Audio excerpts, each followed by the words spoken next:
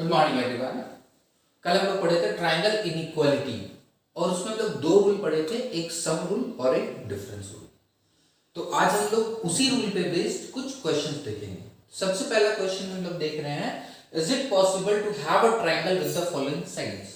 तो क्या 2.5, 4.5 और 8 सेंटीमीटर यूज करके तीन साइड हम लोग बना सकते हैं जो कि एक ट्रायंगल फॉर्म करे।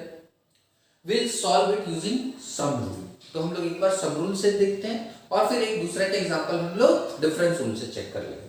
तो सम रूल हम लोगों का क्या बोलता है, सम ऑफ एनी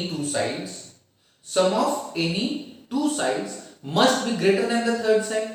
दो साइड का सम जो है वो तीसरा साइड से बड़ा होना चाहिए। तो हम लोग यहाँ पर दो साइड को ऐड किए, 2.5 और 4.5। तो इन दोनों को ऐड करके आया 7 सेंटीमीटर। तो बोलता है सम रूल कि sum of two sides must be greater than the third side. तो थर्ड साइड 8 सेंटीमीटर है, पर यहां पे जो सम है वो थर्ड साइड से छोटा है। 7 centimetre is smaller then 8 centimetre. जबकि सम को आना चाहिए था बड़ा, तब ट्रायंगल पॉसिबल होता, पर यहां पर जो सम है वो थर्ड साइड से छोटा आ रहा है, यानी कि इस केस में ट्रायंगल पॉसिबल नहीं है। तो हम लोग को पहली ही बार में मिल गया ट्रायंगल नॉट पॉसिबल, तो बाकी दो पॉसिबिलिटीज को चेक करने का जरूरत नहीं है। तो हम लोग लिखेंगे since sum of two sides is smaller than the third side, so the triangle is not possible with the following sides. तो यानी कहने का क्या मतलब है कि अगर आपको एक बार भी एक भी कंडीशन फॉल्स मिल गया तो बाकी और दो कंडीशंस चेक करने का जरूरत नहीं है।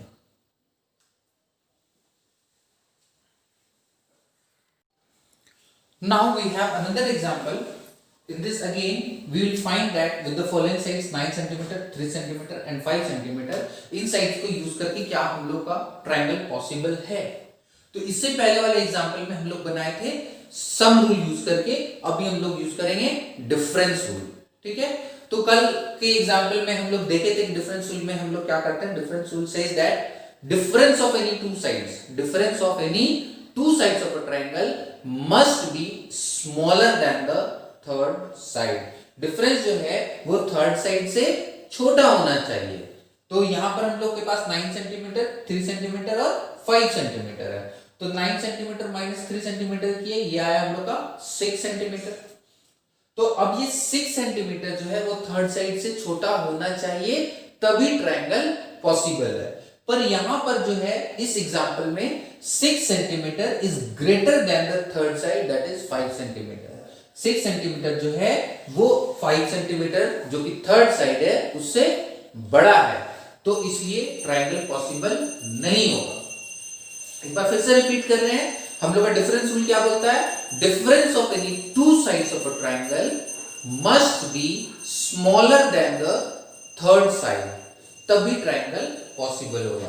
बट यहां इस एग्जांपल में हम लोग का डिफरेंस जो है वो थर्ड साइड से बड़ा आ रहा है। आना चाहिए था छोटा, पर आ गया बड़ा, इसलिए ट्रायंगल पॉसिबल नहीं है।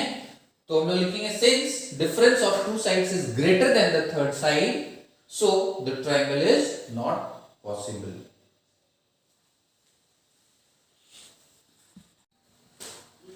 Now coming to the next example, next question, if the length of the two sides of a triangle are 9 cm and 4 cm, दो साइड है ट्रायंगल का, एक 9 cm और एक 4 cm, then what can be the length of the third side। तो third side हम लोग का कितना बड़ा हो सकता है। तो we know that sum of two sides must be greater than the third side। तो हम लोग पहले सम निकाले, sum of the two sides is 13 cm over here, और सम ऑफ टू साइड जो है वो थर्ड साइड से बड़ा होना चाहिए, यानी कि थर्ड साइड जो टोटल सम आ रहा है उससे छोटा होगा, यानी third side must be smaller than 13 centimetre. ठीक है, अब हम लोग का डिफरेंस फाइंड करेंगे। डिफरेंस आया 5 सेंटीमीटर और हम लोग को मालूम है कि difference of the two sides must be smaller than the third side. Difference जो है वो थर्ड साइड से छोटा होना चाहिए, यानी कि थर्ड साइड डिफरेंस से बड़ा होगा। It means third side must be greater then 5 centimetre. अब इन दोनों स्टेटमेंट को हम लोग कंबाइन कर देंगे तो हम लोग को मिलेगा third side must be greater then 5 centimetre and smaller than 13 centimetre, यानी कि थर्ड साइड जो है वो 5 सेंटीमीटर से बड़ा होना चाहिए और 13 सेंटीमीटर से छोटा होना चाहिए. I feel you all would have understood. It's very easy. Yesterday also we have discussed the same problems using difference rule and sum rule. Same kind of problem. Sorry.